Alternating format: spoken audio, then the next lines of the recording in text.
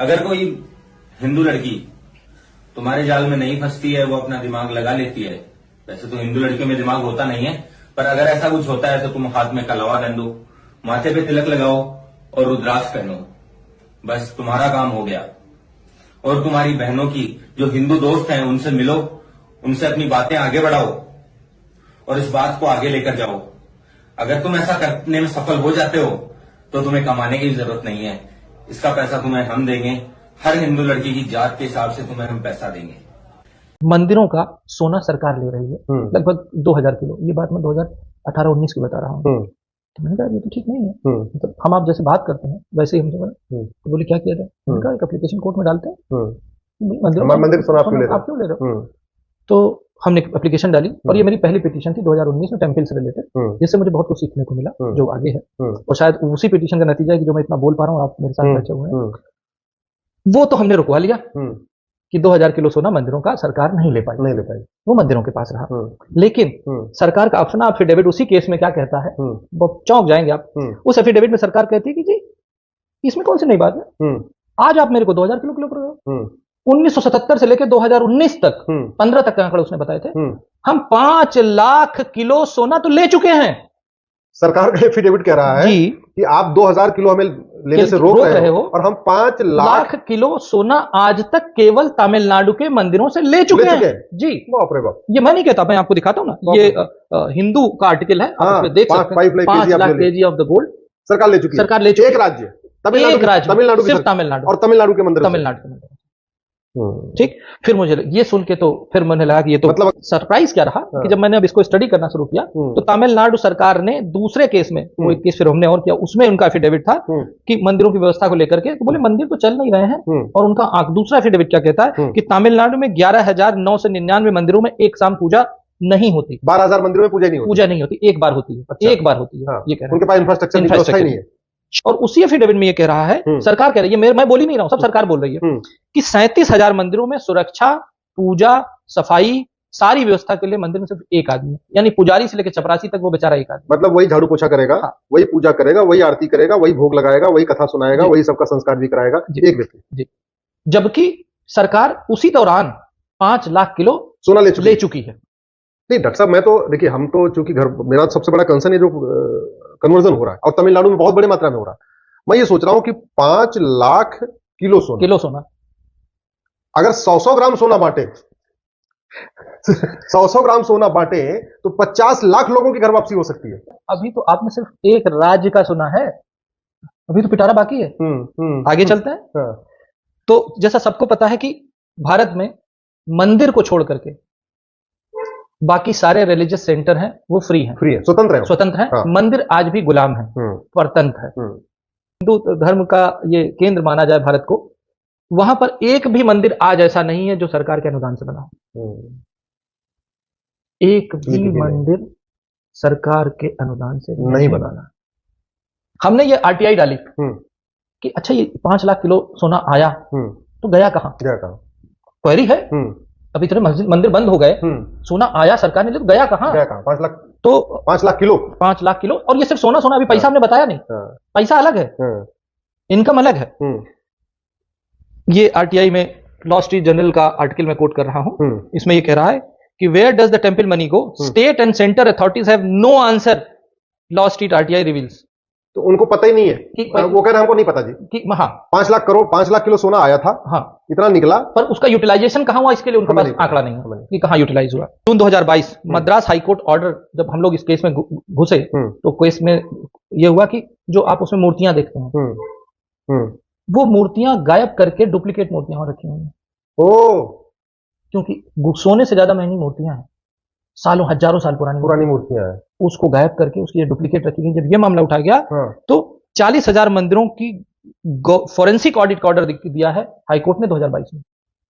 Forensic, क्योंकि हमें पता नहीं, हम तो पूजा कर रहे हैं ना, हम तो मूर्ति की असली की कर रहे हैं कि नकली वाली जो रख दी गई उसकी कर रहे हैं। ठीक। 60 सालों में आजाद भारत में किसी भी मंदिर जो सरकार कंट्रोल करती है उसका कोई ऑडिट नहीं हुआ। लेकिन क्या आपको पता है कि पूरे भारतवर्ष की जीडीपी में हम कितना कंट्रीब्यूट करते हैं? भारत की जीडीपी में हम एक ऐसा अकेला धर्म है या धर्म संस्थान है या वो न्यूक्लियस है, सनातन धर्म मंदिर हमारे जो मंदिर है जो भारत की जीडीपी का 2.35% कंट्रीब्यूट करते हैं। ये मंदिर इकोनॉमी से सरकार को मिलता है, 2.35%, लगभग 2.5% हो गए। और ये आंकड़ा है जो भारतवर्ष के हेल्थ बजट से ज्यादा है, भारतवर्ष के एजुकेशन बजट से ज्यादा है, जो भारतवर्ष का डिफेंस बजट है लगभग 2.5% का, उससे थोड़ा सा कम। इतना मतलब ये हुआ कि जो वैष्णो देवी पे लोग इतना सब चढ़ावा चढ़ा रहे हैं, या तिरुपति पे इतना चढ़ावा चढ़ा रहे हैं, या सिद्धि विनायक में चढ़ा रहे हैं, या जो बड़े बड़े मंदिर हमारे बड़े प्रोमिनेंट मंदिर है, तो लोग चढ़ा तो रहे हैं अपने भगवान को, श्रद्धा के, और सरकार उसको ले रही है, वो सरकार के पास जा रहा है। और वो हिंदू धर्म के हित में, हिंदू धर्म के प्रचार प्रसार के लिए खर्च भी नहीं हो रहा है, वो पैसा वहां जाते सेकुलर हो जा रहा है। हाँ, सेकुलर हो जाता है। तभी तो मैंने पूछा यूज कहां होता है, तो उनका जवाब नहीं था। अब आप लेटेस्ट देखिए राम मंदिर, उसका जो क्वांटम था वो 5,450 करोड़ था, जबकि राम टेम्पल ट्रस्ट ने मना कर दिया था पैसा मत दो। ठीक बात है, मना किया। और एक चीज बता दूं, ये 5,450 करोड़ रुपया जो है ये उस साल के भारत के डिफेंस बजट से ज्यादा था। तिरुपति बालाजी से हर साल 3,023 करोड़ रुपए सरकार के पास जाता है। वैष्णो देवी से 2,000 करोड़ रुपए हर साल जाता है। अंबाजी से 4,000 करोड़ रुपए जाता है। द्वारकाधीश से 1,200 करोड़ रुपए जाता है। सोमनाथ से लगभग 1,200 करोड़ रुपए जाता है। गोल्डन टेम्पल से 690 करोड़ रुपए जाता है। ये हकीकत है। और जो गोल्ड का जो डोनेशन होता है, ये तो पैसे, मैंने पैसे बताए, गोल्ड का डोनेशन जो एवरेज देखा गया है, मैं 2 मंदिरों का बता देता हूं। जो तिरुपति बालाजी में लगभग हर साल 130 किलो सोना डोनेट होता है, और शिरडी के साईं बाबा जो कहे जाते हैं, वहां पे हर साल 380 करोड़ रुपए, 380 किलो सोना डोनेट होता है, और ये सरकार के पास जाता है। और ये जो भी डोनेट हो रहा है, ये हिंदू धर्म के प्रचार प्रसार के काम में कोई नहीं आ रहा है। ये पत्थरबाज पहले कश्मीर में भी थे, याद करना। आज पत्थरबाज सब राम नाम सत्य है की यात्रा में जा चुके हैं। ये पत्थरबाज पहले भी थे, और 2017 के पहले ये यूपी में भी थे। इनके आका उत्तर प्रदेश को लूटते थे, कोई खनन माफिया के रूप में, कोई भू माफिया के रूप में, कोई पशु माफिया के रूप में, कोई वन माफिया के रूप में, कोई संगठित अपराध में लिप्त माफिया के रूप में उत्तर प्रदेश की जनता को लूटते थे, उत्तर प्रदेश के संसाधनों में लूट मचाते थे। और बहनों और भाइयों, उसके बदले इन पत्थरबाजों को पाल पोस करके पर्व और त्योहारों में विघ्न और बाधा डालते थे। आज आप देखते होंगे जितने दुर्दांत माफिया यूपी के थे, या तो यूपी छोड़ चुके हैं, या फिर जहन्नुम की यात्रा में भी जा चुके हैं। अरे अन्यायी और अत्याचार को जन्नत कहां से मिलेगा? उसको तो जहन्नुम की ही यात्रा उसके लिए होनी है। और यह कार्य बकायदा वहां पर हुआ है, और आज उसी का परिणाम है उत्तर प्रदेश सुरक्षित है। उत्तर प्रदेश में पर्व और त्योहारों पर कोई विघ्न बाधा नहीं होती है।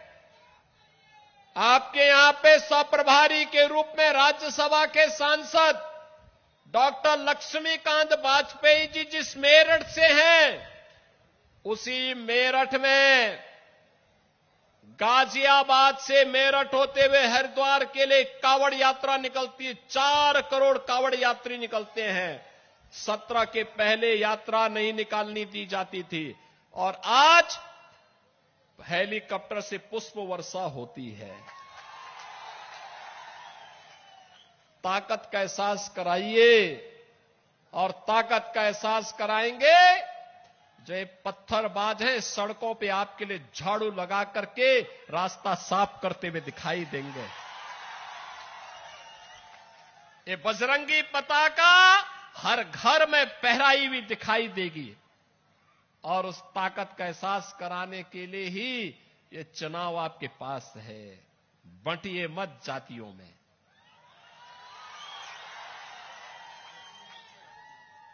बंटिए मत जातियों में।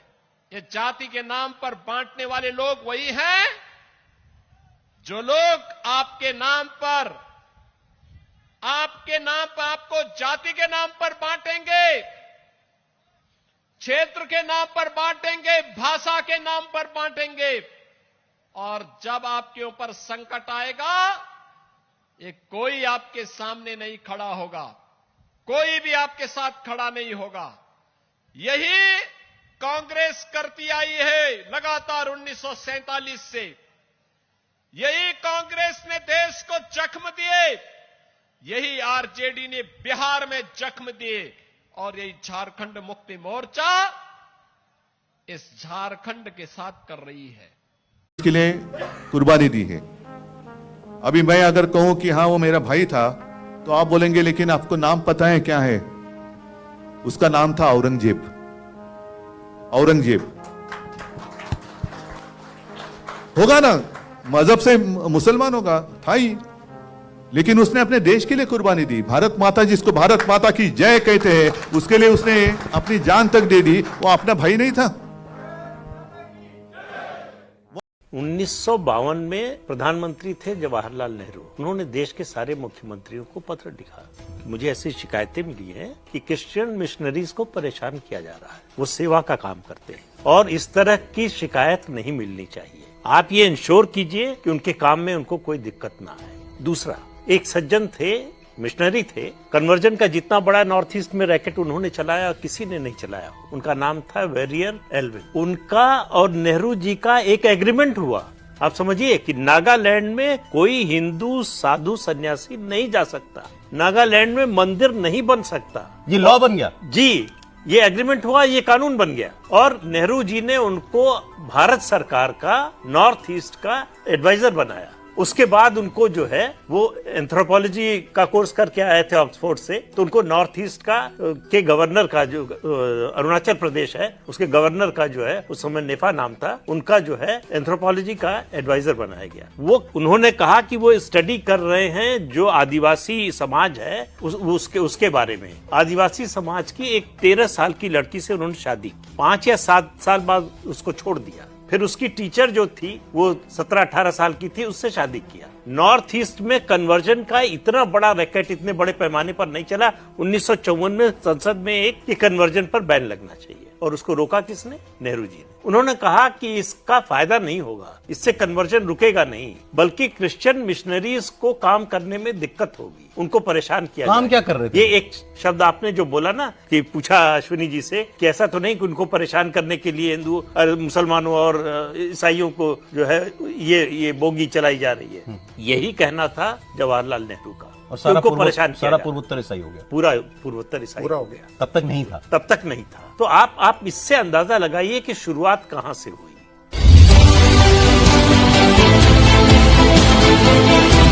इनका मक्का मदीना है, वहाँ पर तो सनातनी हिंदुओं की दुकानें नहीं है, वहाँ तो आप लोगों को जाने नहीं मिलता ना। वहाँ भगवा रंग के कपड़े भी मक्का मदीना में प्रवेश नहीं कर सकते पहन करके, रोक है उस पर। तो फिर मेरे अंगने में तुम्हारा का क्या है? हमारे संतों की महिमा, त्रिवेणी संगम की महिमा हम सब जानते हैं। हमारे शंकराचार्य अखाड़ा परिषद जो निर्णय लेंगे हम उसमें सहमत हैं। अद्भुत आयोजन था, कवर्धा भी पहुंचे हम, कवर्धा में हनुमान जी के मंदिर का भूमि पूजन भी किया जो फिक्स था। इसके बाद में वहां से कांकेर गए। कांकेर में जो है सतचंडी महायज्ञ में सम्मिलित हुए मां भुवनेश्वरी पहाड़ा वाली मैया के यहाँ। फिर अंगार मोती माता के हमने दर्शन किए। अद्भुत जगह है।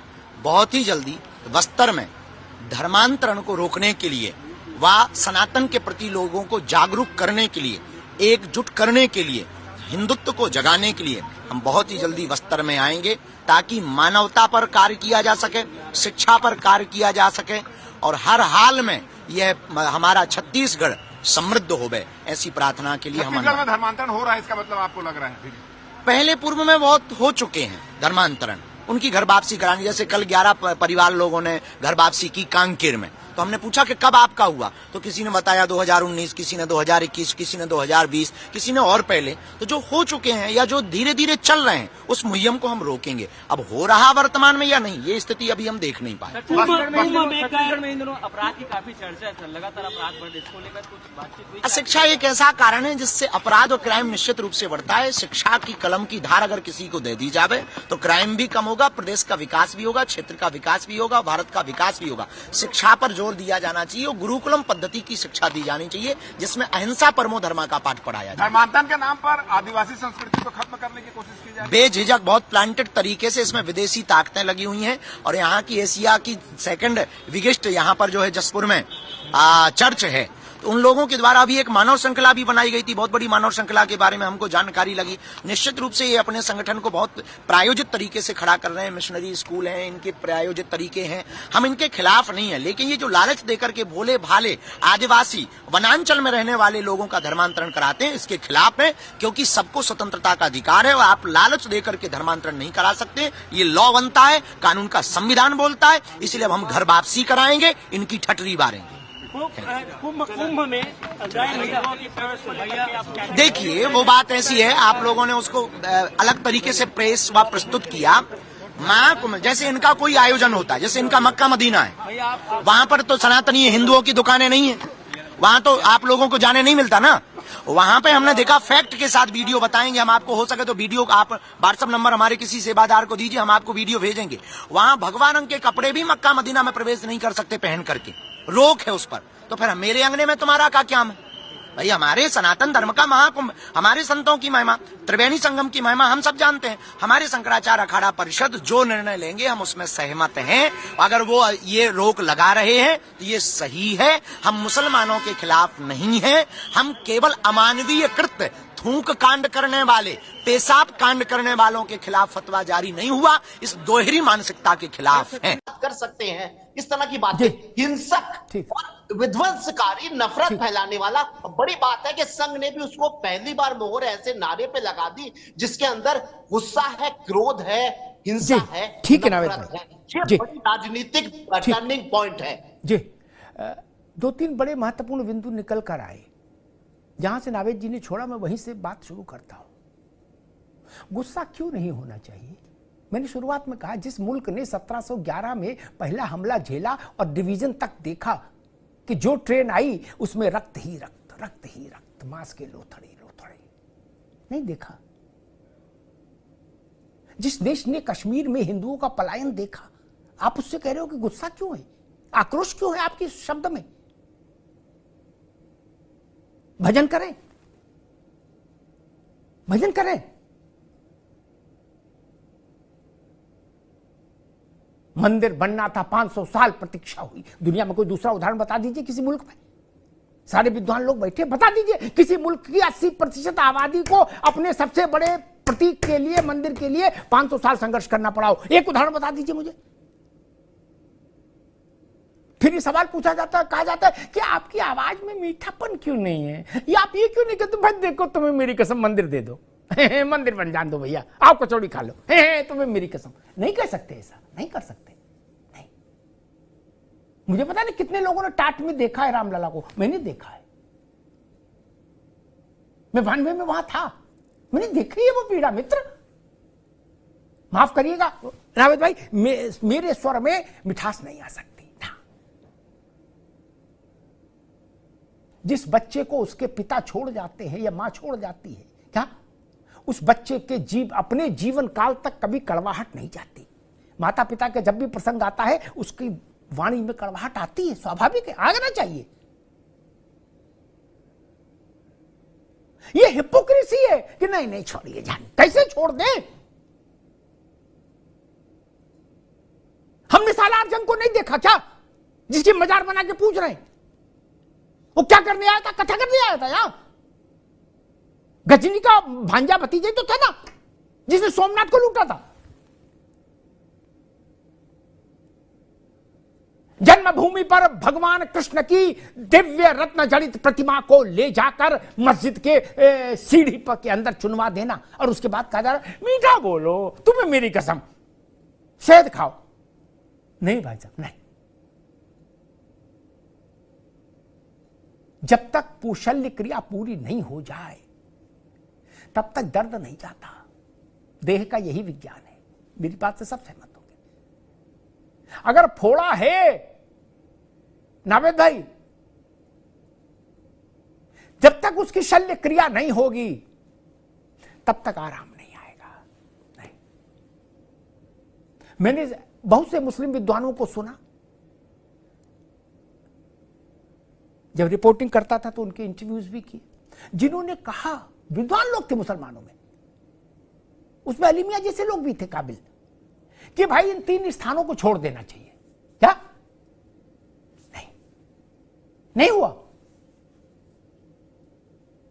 क्यों? बंटवारा किसकी जिद पर हुआ था? और एक बात, जो बात नावेद भाई कह रहे थे, मैं नहीं समझ पा रहा कि खतरा दलित कोई नहीं है। सबसे ज्यादा मंदिरों में पुजारी मारे गए वो दलित नहीं थे, नावेशिको। क्या? जिन जिन मंदिरों में मूर्तियों को जिह्व किया गया वहां के पुजारी मारे गए, वहां के कर्मकांडी पुरोहित ब्राह्मण मारे गए, वेद पाठी मारे गए। वो तो दलित नहीं थे। बटेंगे तो सब कटेंगे। इसको दलित तक बाइफरकेट मत करिए, केवल कन्फाइन मत करिए मित्र ना। एकजुट क्यों नहीं रहना चाहिए? अच्छा, हम करें दलित, पिछड़ा, मुसलमान, हिंदू सब छोड़िए, पार्टियों के चलते हो सकता है आप लोग ना बोले, लेकिन मेरी बात से जरूर दिल में सहमत होंगे। राज भाई भी आज गुस्से में आ गए, लेकिन जरूर सहमत होंगे, कहेंगे नहीं भाई बात ठीक कही। कनॉट प्लेस में बम विस्फोट हुआ था, सरोजनी नगर और बाराखंबा पर एक दौर में, नावेद भाई याद होगा आपको। ठीक, पाकिस्तानी लोगों ने पैसा भेजा और दिमाग दिया, क्या? लेकिन बम लगाने वाले कौन लोग थे? भारत के थे। क्या? भारत के थे। अयोध्या में बम विस्फोट हुआ था, कौन लोग थे? फैजाबाद में जो हुआ था, संकट मोचन मंदिर बनारस बम विस्फोट हुआ था, अफगानिस्तान वाले तो आए नहीं थे बम रखने, पैसा पाकिस्तान से आया था, लेकिन हाथ किसके था? स्लीपर सेल कौन थे? इसी देश के लोग थे कि नहीं थे? वो इंडियन सिटीजन थे कि नहीं थे? इसीलिए ये कहना जरूरी है। पार्लियामेंट पर हमला हुआ, मैं उस दिन वहां था, वाजपेयी जी प्रधानमंत्री थे। उस कार के लिए पास किसने बनाया? पाकिस्तानी आदमी ने नहीं बनाया नावेद भाई। क्या? हमारे देश के आदमी ने बनाया, पढ़ा लिखा आदमी था। क्या? उसने नकली पास छाप दिया। क्या भूल जाए? उसको गुमराह नौजवान बोल दूं? नहीं, उसने एक नकली पास नहीं छापा, उसने भारत की शक्ति और सामर्थ्य पर थूकने की हिमाकत की थी। पार्लियामेंट पर अटैक कर दिया। कौन लोग थे वो? कहां से आए थे?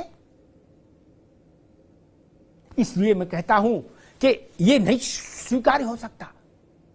एकता क्यों नहीं होनी चाहिए देश में? जो हिंदू है वो भी और मुसलमान भी, सब भारत के प्रति एक रहे, इसमें क्या समस्या है?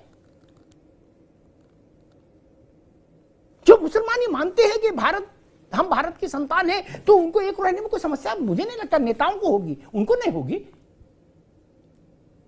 एक रहेंगे तो देश के साथ रहेंगे, देश मजबूत रहेगा, इसमें क्या समस्या है? मैं तो बड़ा निराश हुआ जब मैंने सुना कहा गया कि भारत के इतिहास का सबसे गंदा नारा है ये। भारत का इतिहास बहुत बड़ा है मित्र। जिन्ना का वो नारा कैसा था? सीधी लड़ाई, डायरेक्ट फाइट वाला, जिसमें कलकत्ता की गलियों में लाशें बिछ गई थी, वो अच्छा था। कभी उसको भी बोल दो फिर। क्या? मैं तो देखा था एक चुनाव से पहले जिन्ना की तारीफ हो गई थी, नावेद जी नहीं हो गई थी, बाद में वो गले पड़ गई थी तारीफ। नोआखाली में क्या हुआ? वो अच्छी चीजें थी। बम विस्फोटों का सिलसिला भारत ने, अभी ईश्वर की कृपा है कुछ समय, कुछ वर्षों से, अन्यथा भीड़ के इलाकों में जाने में डर लगता था। पटाखे से फूटते थे बमों के। सरोजनी नगर का ब्लास्ट हुआ था, क्या हाहाकार मचा था, मैंने आंखों से देखा। बाराखंबा का ब्लास्ट मैंने आंखों से देखा। पार्लियामेंट का अटैक मैंने आंखों से देखा। नावेद भाई, उस दिन ऐसी स्थिति हो गई थी कि अगर ईश्वर रक्षा नहीं करता, मैं सिर्फ ईश्वर को क्रेडिट दूंगा, व्यक्ति को नहीं, तो भारत की समस्त राजनीतिक चेतना एक साथ समाप्त हो जाती। क्या एक साथ? ये तो अच्छा है कि सोनिया जी और वाजपेयी जी नहीं थे वहां, अन्यथा बाकी सब तो थे। मेज के नीचे छुप गए थे देश चलाने वाले, मेज के नीचे मारे डर के। क्या मुशर्रफ आए थे बंदूक लेके? नहीं ना। भुट्टो आए थे बंदूक लेके? नहीं ना। वो आतंकी यहीं के थे। भारत का नागरिक पाकिस्तान की योजना का हिस्सा न बने, ये कहना गुनाह है क्या? मत बटो, ये बोलना गुनाह है क्या? और मुझे लगता है कि अगर ये गुनाह है तो ये गुनाह दुनिया के हर मुल्क को करना चाहिए। अपने नागरिकों से कहना चाहिए बटो नहीं, बटोगे तो अपमानित हो जाओगे, लांछित हो जाओगे। धन्यवाद।